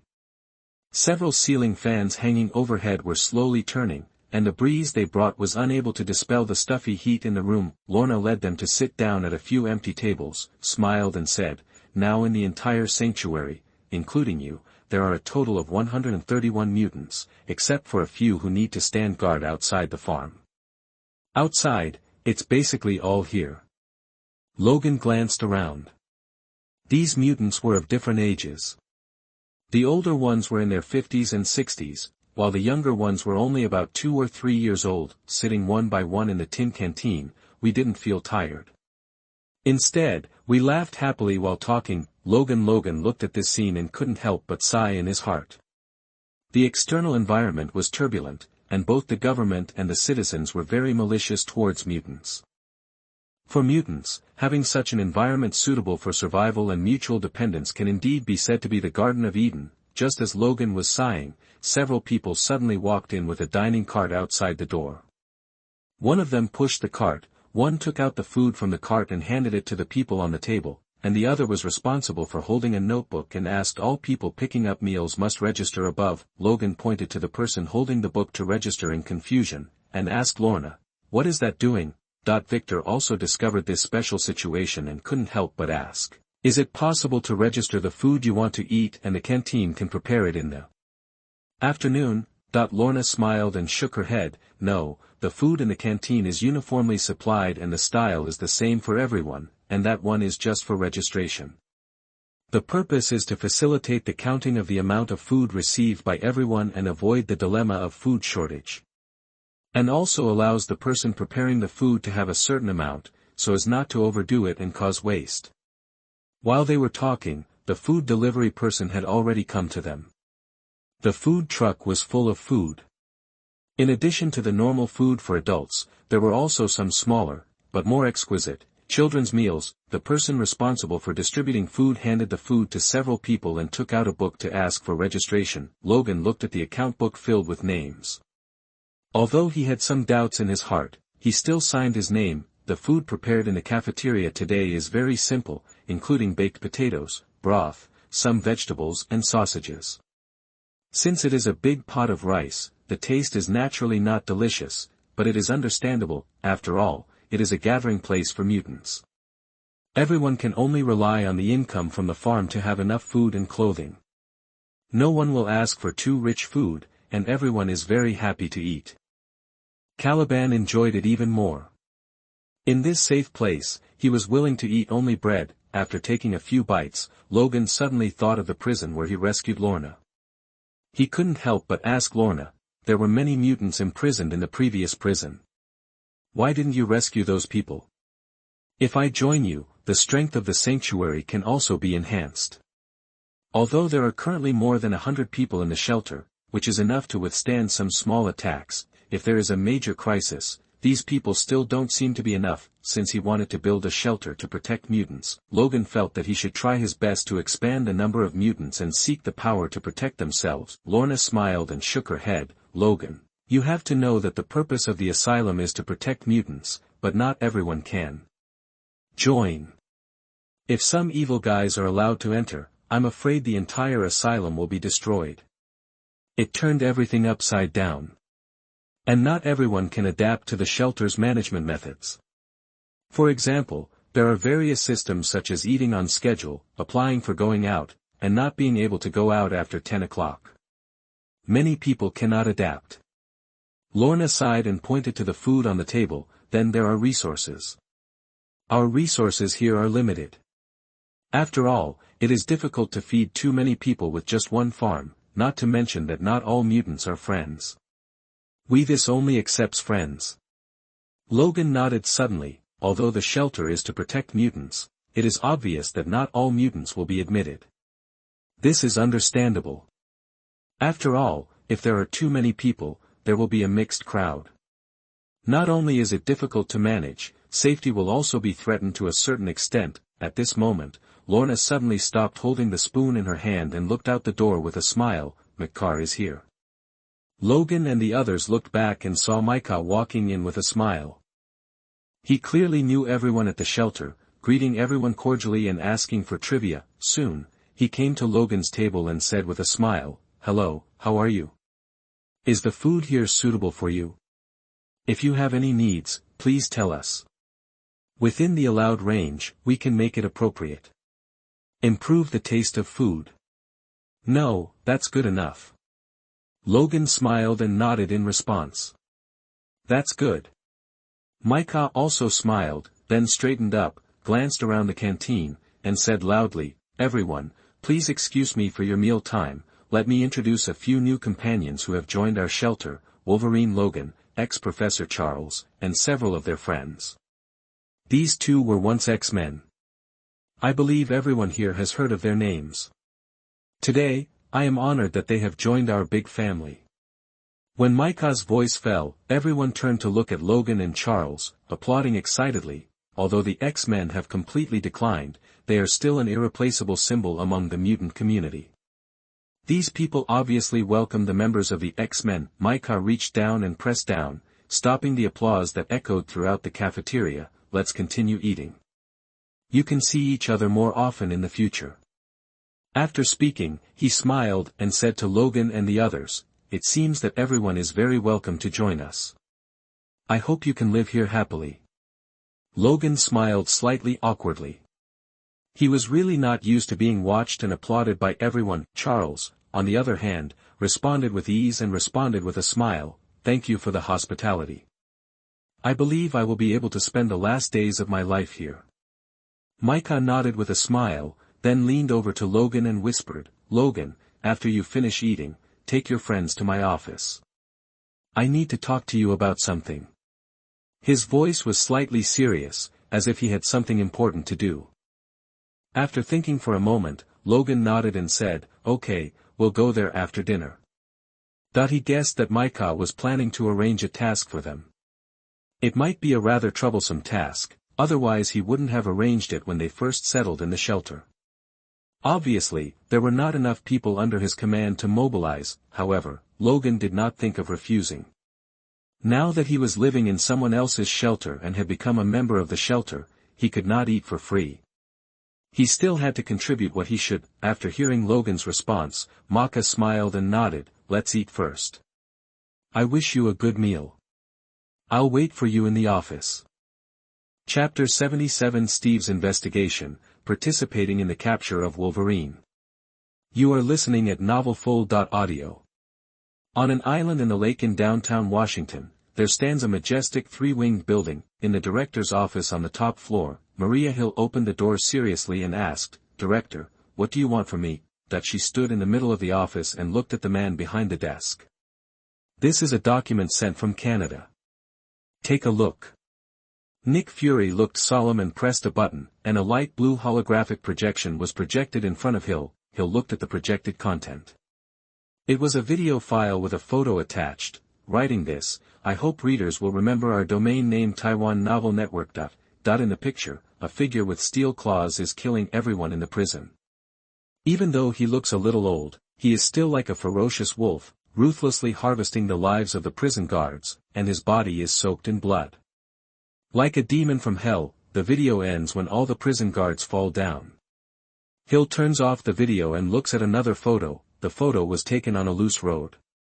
There was a pool of dazzling blood flowing on the ground, and a white skeleton lying in the blood. It looked like it had been dead for many years, but the clothes on its body were brand new. "Is that Wolverine in that video just now?" Hill looked stunned for a moment. Although the figure in the video is very similar to Wolverine, she does not believe that it is Wolverine. She prefers to believe that it is a Wolverine clone developed by some laboratory. After all, the Wolverine in the picture looked obviously much younger, and his sense of strength was obviously stronger. It was really far from the Wolverine in her impression, however. It was Fury who responded to her with a heavy nod. He said with a serious look, "Judging from the information currently available, it is indeed him." "How could this happen?" Hilton suddenly looked shocked. "As far as I know, he looks at least 70 or 80 years old, and his actual age is nearly 100 years old. His physical fitness has seriously declined, but the guy in the picture is obviously younger and stronger. The suppressed self-healing factor cannot help him rejuvenate. They are well aware of the fact that the government develops genetically modified food to suppress the X gene, and Wolverine is one of the victims. Now he can display the strength shown in the video. He may have taken less enhanced serum." Fury shrugged and gave what he thought was the most reasonable explanation. "The current situation is that they have now gone to Canada." "Return to your homeland?" Hill smiled. "I thought he would never go back in his life." Fury also looked helpless. Who knows what they think? In short, although he is Canadian, he is also on S.H.I.E.L.D.'s wanted list. "We must follow up and investigate this matter." He added, "But until we find him, you don't need to take action yet." Hill was a little confused. "Then why did you come to me?" "That photo." Fury's expression became extremely solemn and he said in a deep voice, "Compared to Wolverine, the murderer in the photo is the key. Obviously, another dangerous mutant has appeared. Before him you have to confirm his identity before continuing to do evil." In his opinion, Wolverine's counterattack was just the last unwilling roar of an old man who was driving him to death, and the guy who melted dozens of pickets into bones was obviously more threatening. Originally, mutants are no longer a thing, but because of the experiments conducted by people like Rice, those dangerous guys are ready to take action again. Fury said with a look of disgust, "He dislikes these dangerous experiments, but this kind of mutant experiments cannot be stopped. After all, there are many people who want to explore the secrets of the X gene and use it for themselves. But the problem is, those guys who are obsessed with experiments can't control the products they develop, so emergencies occur frequently, and they have to be solved by S.H.I.E.L.D. in the end." Fury took a deep breath helplessly. Compared to the elderly Wolverine and Professor X, these unknown mutants with unknown identities and terrifying abilities were more worthy of their worries. "Yes, I will investigate it myself." Hill also realized the seriousness of the matter, stood up straight and nodded seriously. Bang. However, just before she left, the door suddenly opened. "Investigating what?" An aristocratic man wearing a high-end casual suit and a mustache walked into the office calmly and sat on the sofa as if no one else was around. "It seems that I missed some big events during my vacation these days." Fury looked at the man, with helplessness written on his face, and scolded, "Tony, I told you to knock on the door before entering my office." "I knocked." Tony looked cynical and fiddled with the ornaments on the table casually, saying indifferently, "Maybe you were too absorbed in chatting and didn't hear." Fury felt a headache and said helplessly with a sullen face, "What are you looking for me for?" Tony paused while fiddling with the furnishings, raised his head, abandoned his relaxed look, and asked in a deep voice, "I heard that you lost the spiritual scepter." Fury's already dark face instantly darkened. "This is S.H.I.E.L.D.'s business, you have no right to interfere." Hearing this, Tony snorted coldly, "Oh, at least I carried the nuclear bomb for it, and at the same time, it was also for you and S.H.I.E.L.D. Fury was speechless and stared at Tony with his only remaining eye. Since the Battle of New York, this guy has suffered from severe anxiety disorder. He is always particularly concerned about the topic of aliens. It is said that he has been building armor at home day and night to guard against the attack of aliens. Fury is also very troubled by this." After a long silence, Fury said, "Go home and rest. I will investigate this matter and give you an explanation. But this time it is definitely not taken by aliens, it should be the Hydra bastards. You don't have to worry so much." Tony did not speak, nor did he mean to leave. Hill, who was standing aside, looked at the confrontation between the two and said tactfully, "I'm leaving first. I will report to you if there is any new situation." After that, he opened the door and left, walking straight to the elevator, but as soon as the elevator door opened, Steve Rogers was seen standing alone in the elevator. "Captain, if you are here to see Director Fury, Tony is in his office." Hill smiled and greeted Steve, and at the same time couldn't help looking back at Fury's office, and muttered again, "And I guess they won't finish talking so quickly." However, Steve made way for Hill in the elevator, and his eyes were fixed on Hill. "I came to see you. They said you were at Fury's, so I came here specially." "Looking for me?" Hill walked into the elevator, stood with Steve, and looked at him puzzledly. "Yes." Steve nodded, and as the elevator door closed and slowly descended, he spoke again. "Are you investigating Logan?" Hill looked at Steve's eyes, full of urgent questions. This look made Hill stunned for a moment, and subconsciously wanted to shake his head and refuse to tell any information, but Steve spoke first. "Don't try to deceive me. I have investigated clearly. Logan is now accused of being a wanted criminal, but it is obvious that the evidence chain for his conviction is insufficient. He can only be regarded as a suspect now." While speaking, Steve handed over a document, which was the result of his investigation in recent days. After a pause, he added, "And the matter of the last auction, you clearly know that auctioning mutants is illegal, but you S.H.I.E.L.D. turned a blind eye to it. Why is that? In addition, according to the intelligence I investigated, 80% of the people who participated in the auction have large amounts of black production, and the remaining 20% of people are more or less involved in some black industries, and among them, there are some officials, but you still ignore it. Is this S.H.I.E.L.D.'s attitude towards criminals? Chasing a suspect, but turning a blind eye to those criminals with sufficient evidence." Steve looked cold, obviously angry at these practices of S.H.I.E.L.D. Hill looked at the document Steve handed over, was slightly stunned, and then smiled. "Captain, it seems that you are not an honest American soldier. These intelligence cannot be obtained by ordinary means. Special cases should be treated specially." Steve responded calmly, and then said again, "I request to participate in the investigation of Logan. Pay attention to the wording, Captain." Hill shook his head and said, "We are not investigating Wolverine, but arresting him." "Even so, I want to participate in it." Steve's eyes were firm, and he seemed to be determined to participate in all actions against Logan. However, Hill finally shook his head. "Captain, cases involving mutants are very dangerous and complicated. Too many things have happened in the years you have been frozen.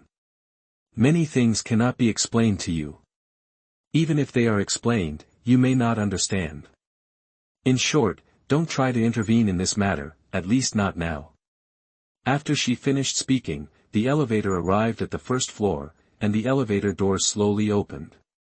Hill walked out without hesitation, not giving Steve any chance to refute. Steve looked at Hill's back and muttered in a deep voice, "The Avengers are not affiliated with S.H.I.E.L.D. Mutant Sanctuary Farm."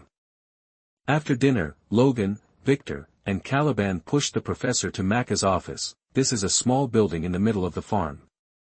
The office is not big, but the facilities are very complete, even with a coffee machine, but there are more messy intelligence. When they arrived, Macca was sitting in the office checking the documents on the table.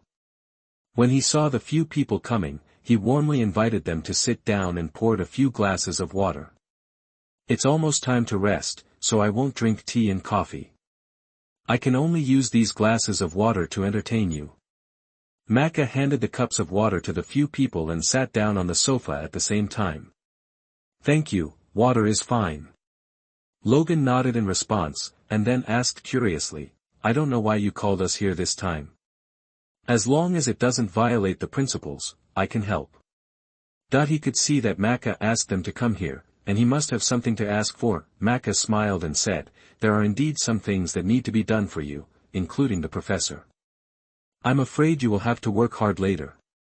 After this, Charles was slightly stunned, and then he said with embarrassment, "Although I am happy to help, my body can't stand the tossing now. If I participate in the mission, it will be a drag." No, you misunderstood." Macca shook his head and explained, "Of course I won't assign you any tasks. Although there are indeed many things to do on the farm, we don't have to let an old man complete these trivial tasks. This confused several people. Logan asked with a puzzled look on his face. What do you need the professor for? Micah hesitated and smiled bitterly. I hope the professor can resume his old career as a teacher and teach the children in the shelter. Teaching? Charles was stunned for a moment, and then he was flattered and said, No, I haven't taught students for a long time. I'm afraid I can no longer become a qualified teacher. He is almost 100 years old now. At such an old age, it is difficult to teach any students. Professor, please don't be humble. The knowledge in your brain is definitely the most precious treasure in the history of human civilization. I very much hope that it can be passed on and let these children master this knowledge. I think this is what you hope to see. Yes. Micah looked at the professor expectantly. If it wasn't impossible, I wouldn't bother you. It's just that the resources of the shelter are limited now. We don't have that much money to hire good teachers, but I don't want to let those children live their whole lives. I can't feel the charm of learning. Fortunately, you are here. I hope you can fill these gaps. Charles hesitated, glanced at Logan and the others, thought of the little mutants including Laura, and finally nodded. Okay, but I need 2 days to prepare. I haven't taught in too many years. I need time. Let's get back to where I was when I was a teacher. Micah suddenly smiled. That's great, Professor. I believe the children will like your education very much, and your knowledge will be passed down among them. I thank you on behalf of the children. Charles smiled wryly, waved his hands, and stopped talking. Micah looked at Logan and Victor again. Logan, I hope you and Victor can also serve as teachers in the shelter. These words once again stunned the two of them, and Victor said bluntly, I think you must be crazy. He and I don't even have academic qualifications, and we don't know how to teach children. Both of them are almost 200 years old. In their time, what they learned was different from what they learn now, and neither of them had any schooling experience. No, I hope you can teach me some combat self-defense skills and combat experience. Micah answered again, and then said with a bitter look on his face, to be honest, although there are more than 100 mutants in our shelter, there are only about 10 people who are actually capable of fighting, and the others are not too old to be able to fight. In combat, he is still too young and has not fully developed his abilities. If we are surrounded and suppressed by government forces, the current combatants alone will not be enough. We urgently hope that you too can improve some combat capabilities for some school-age children and expand the defense force of the shelter. After Micah finished speaking, he looked at the two of them with a sincere expression. Only then did Logan understand the purpose of Micah looking for them.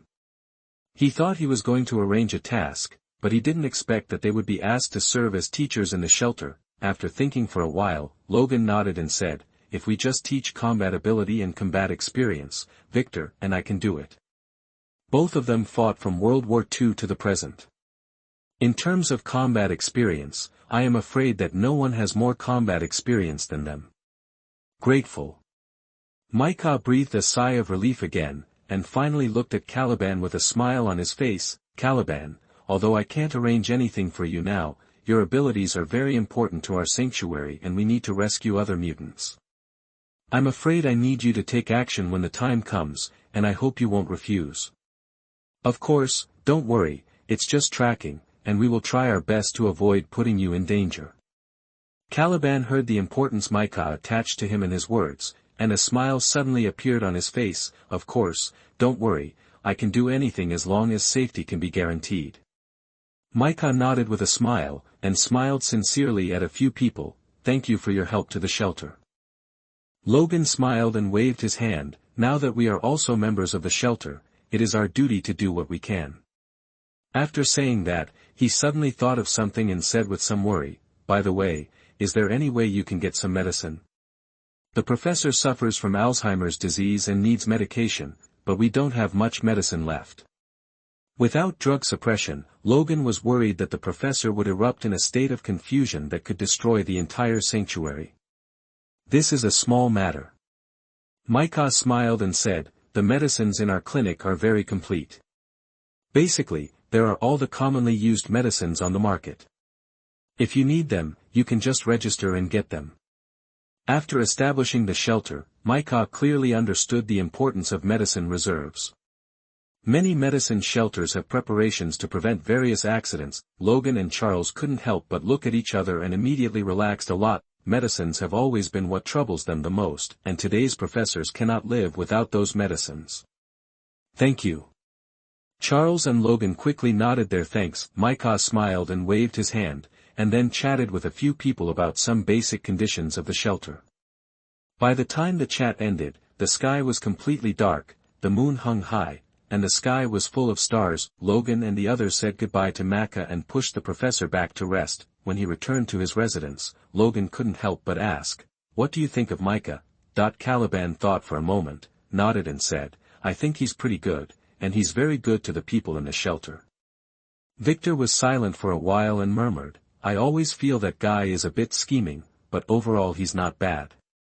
Listening to the two answers, Logan nodded thoughtfully, and finally looked at Charles. "Professor, how do you feel?" Charles thought for a moment and nodded, "So far, I haven't felt any malice in his heart." He can see through people's hearts. He knows whether some people are friendly to him. Micah doesn't give him the impression of being a bad person. Logan was relieved. "Professor, I hope your intuition is right." Caliban couldn't help but roll his eyes at Logan. "Logan, your burden is getting smaller and smaller. After so many years of fleeing, we finally found a place with a place to sleep and food to eat.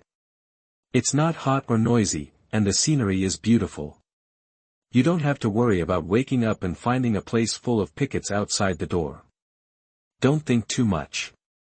Just stay here honestly." Logan smiled bitterly, feeling that many years of fleeing had indeed made him too cautious. Thinking about it, he patted Caliban's shoulder. "Okay, take the professor to take a shower first." As Caliban pushed the professor into the bathroom, the door was suddenly knocked. Logan looked at the sky, wondering who else would come to visit in the middle of the night. When he opened the door, he saw Lorna standing outside. She smiled and asked Logan, "We need to go out tomorrow to buy some supplies for the shelter. Do you and Victor want to go together?" Before Logan could speak, Victor in the living room quickly stood up, ran over, and nodded repeatedly. "Let's go, we must go." He looked at Lorna excitedly. After 200 years, he thought he would never come back, but now that he has returned to his hometown, he must go out for a walk. Chapter 78 Dusk Wolf returns home, the truth of history. You are listening at novelfull.audio. In the early morning, there was mist in the forest. There was no noise of cars or people, only the crisp chirping of birds. Fresh air seeped into the room from the window, and Logan on the bed slept contentedly. After years of fleeing, he hadn't had such a comfortable sleep for a long time. Even the biological clock that usually woke him up on time was relaxed in this relaxing environment, making him sleep for a long time. It was a pity that such a leisure time was awakened by Lorna's knock on the door. She told Logan that he had to leave. Victor also woke up when the knock on the door sounded. Several people went to the cafeteria to eat a sandwich for breakfast, and then they had to leave. Lola, who was also eating breakfast in the cafeteria, noticed their movements and hurried over to pull Logan's trouser legs, saying that she wanted to go with them, but her request was rejected by Logan, who hoped that the girl could stay with her friends. Fortunately, Laura was very sensible and did not force him. She just told Logan to be careful and went back to have breakfast with her friends. When Logan and his friends arrived at the pickup truck, they found that there was an orange-haired beauty who would act with them. Sonia Simonson, codenamed Dream, can add or delete other people's memories by exhaling mist from her mouth. Like the professor, she is a rare psychic, but her ability is obviously inferior to that of the professor. The purchase list is very simple, just food and medicine, as well as some daily necessities on the farm. At the same time, they also need to pull the crops from the farm out to sell. At this time, the pickup truck's cargo box is already full of eggs, milk, and handmade products made by everyone.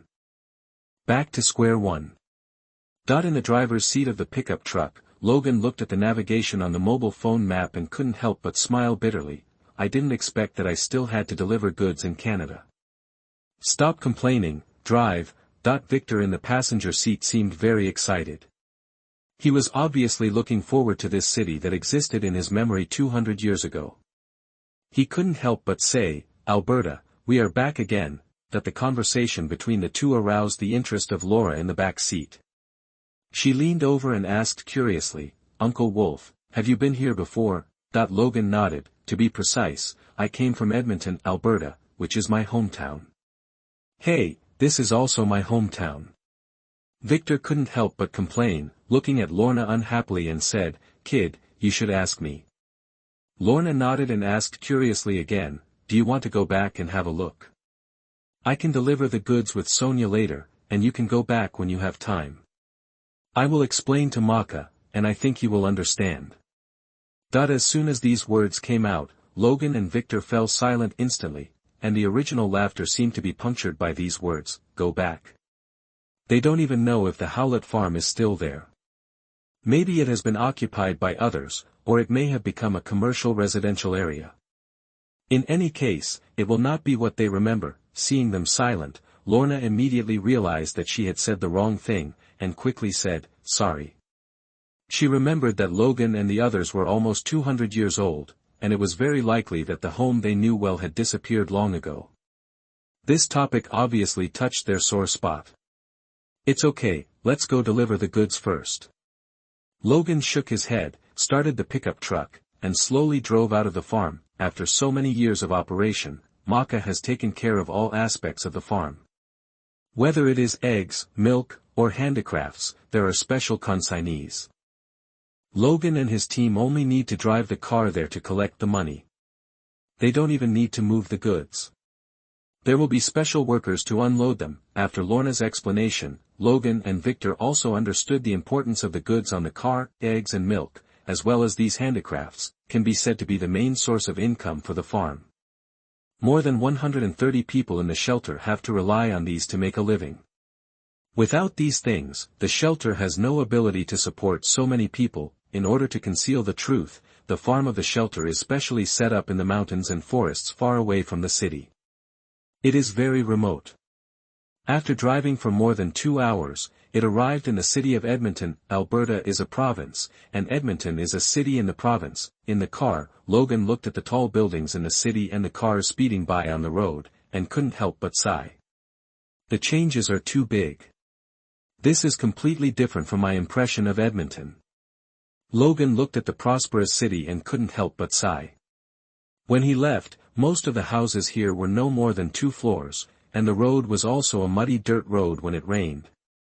The main means of transportation on the road were horse-drawn carriages. In just 200 years, this place has completely become a modern city, completely erasing all his memories of the city.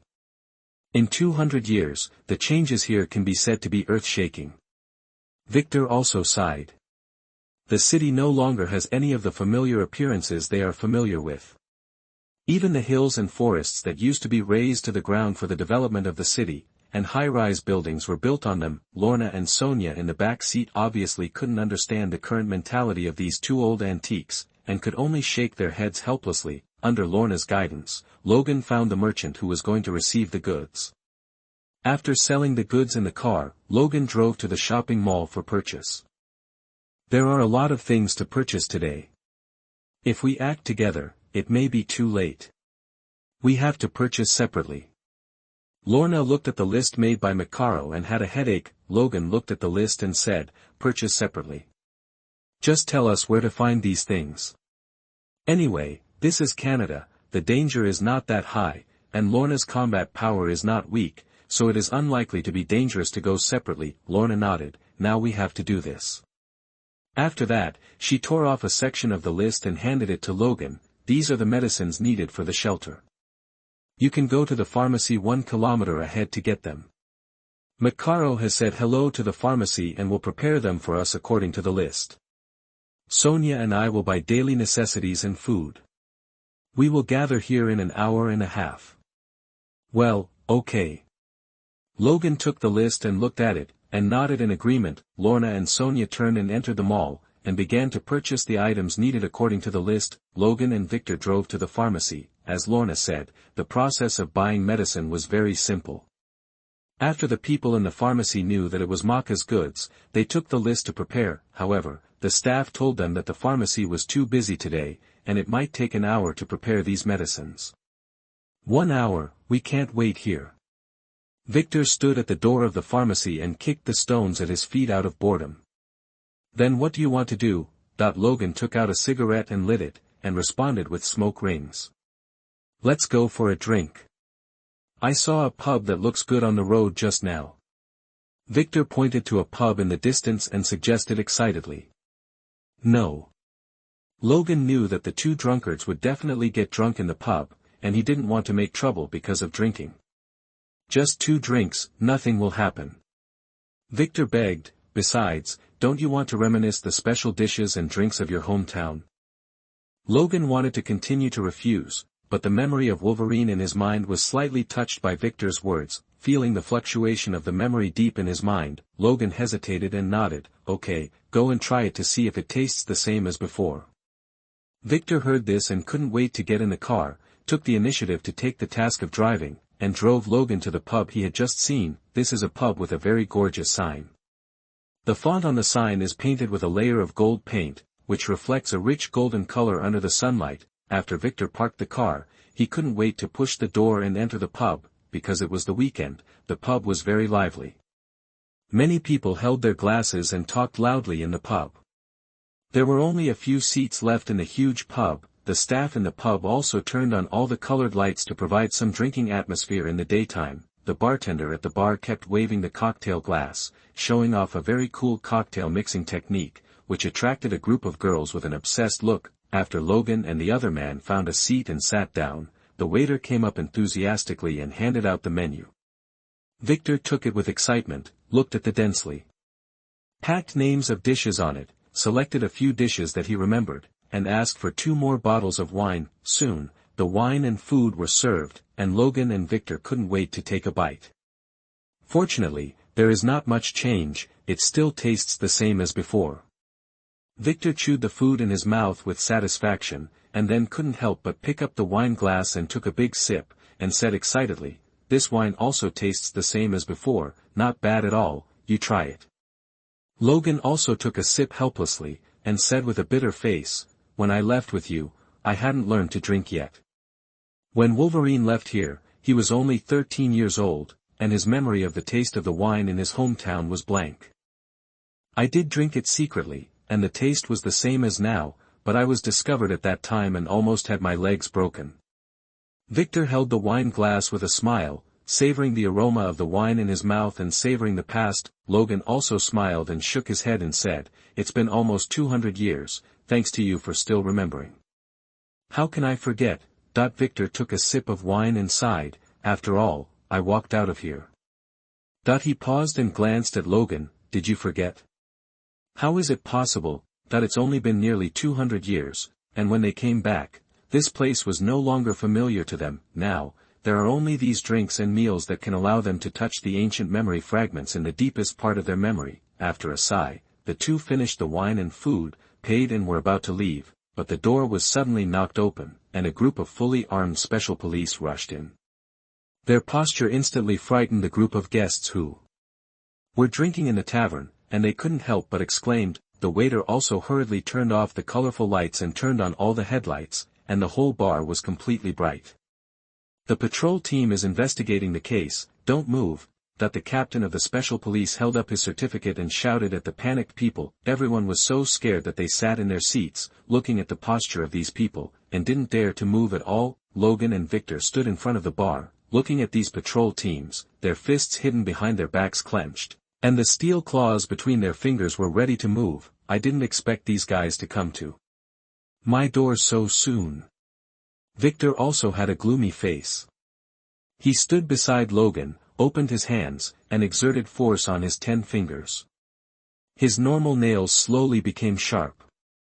The SWAT officers rushed into the tavern and quickly controlled all the doors and windows of the tavern, but what surprised Logan was that these guys didn't seem to come for them. Even if they ran past them, they didn't notice that they were the 2 mutants on the wanted list. Instead, they searched every corner of the tavern, as if looking for something. Seeing this, Logan couldn't help but breathe a sigh of relief, and at the same time patted Victor to relax. Bang! At this time, a smaller figure suddenly rushed out of the crowd, and the speed was so fast that it was like a little cheetah. Catch him! The captain of the patrol team looked panicked and pointed at the small figure and shouted loudly. Logan looked carefully and found that it was a girl. She didn't look very old, and her face was full of panic. The two SWAT officers guarding the back door were ready, and they opened their hands to pounce on the little girl, but she suddenly tore the space apart, passed through the guards, and ran straight into the alley at the back door. Teleportation mutant. Victor looked at the girl's ability just now in surprise, and determined the attributes of her mutant ability. Logan also looked at the space that had been restored to its original state with a look of surprise. Teleportation is a very rare ability, and I didn't expect to encounter it here, but it is obvious that this girl has not yet mastered the ability, and the distance of teleportation is not long.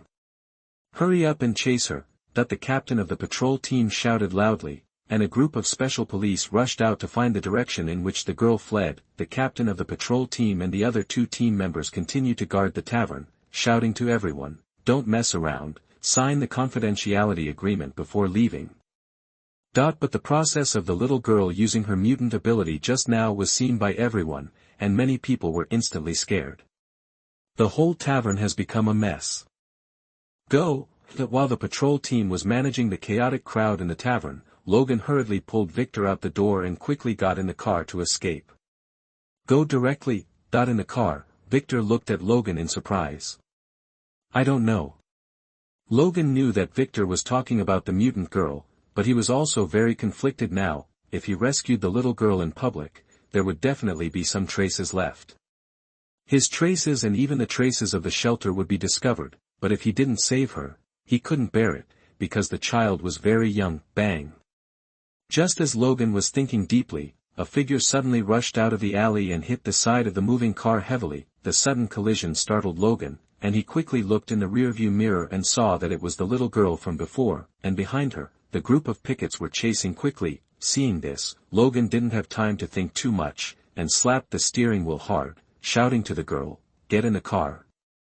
The little girl was stunned, but after looking at the pickets behind her, she didn't have time to think too much, and hurriedly opened the door and climbed into the back seat of the pickup truck. Logan stepped on the accelerator without hesitation, and the car sped out. The patrol team behind him saw this and hurriedly got in the car to chase after him. Thank you. The little girl looked at the patrol team's car with lingering fear and thanked Logan sincerely. Prestige +10. Logan noticed the change in the data on the panel, and after a little surprise, he smiled and said, "It's okay." While speaking, he kept looking at the girl's face carefully through the rearview mirror. Only then did he realize that the child was obviously an Asian, with yellow skin but long purple hair, a very delicate face, long ears, and strange purple pupils. She was wearing a long-sleeved shirt and looked well-behaved. It seems that we can only notify Lorna and the others to take the medicine back first. Those guys are really chasing after them like dogs chasing meat. Victor looked at the rearview mirror, and the patrol team's police car whistled and sounded the siren, chasing closely behind. Let's leave the city first and let John send someone to pick up Lorna and the others. Logan stepped on the accelerator and rushed out of the city. We must get rid of these guys or get rid of them. In short, we must not let them follow us to find the location of the shelter. At the same time, in another city in Alberta, in the laboratory, Hill was looking at the bones, and suddenly the phone rang wildly. After she answered the call, she heard an anxious report. Wolverine appeared in Edmonton, and they rescued a little mutant captured by the patrol team. Listening to the report on the phone, the woman's face was shocked, and she hurriedly said in a stern voice, "Watch Wolverine. I will take people to support him immediately." Hill didn't expect that he was originally mainly investigating the new mutants, that is, the guy who melted the patrol team. The case is currently codenamed Incineration, but he didn't expect to find Wolverine first. Let's go. She waved her hand to let her men call the Quinjet, but she didn't realize that the call was intercepted in New York, far away in the United States. Keep an eye on Wolverine. I'll bring people to support him right away. Hill's voice came out clearly from the loudspeaker, and Steve could hear her conversation with the agent clearly. After Hill hung up the phone, Steve smiled deeply. "Thank you, Jarvis." "You're welcome, Captain." Jarvis's mechanical voice came out from the loudspeaker. "Hey, you should thank me." Tony, who was sitting on the other side of the sofa, pouted in dissatisfaction. Steve smiled, stood up, took a deep breath and said, "I'll thank you after I finish the things in front of me and find him."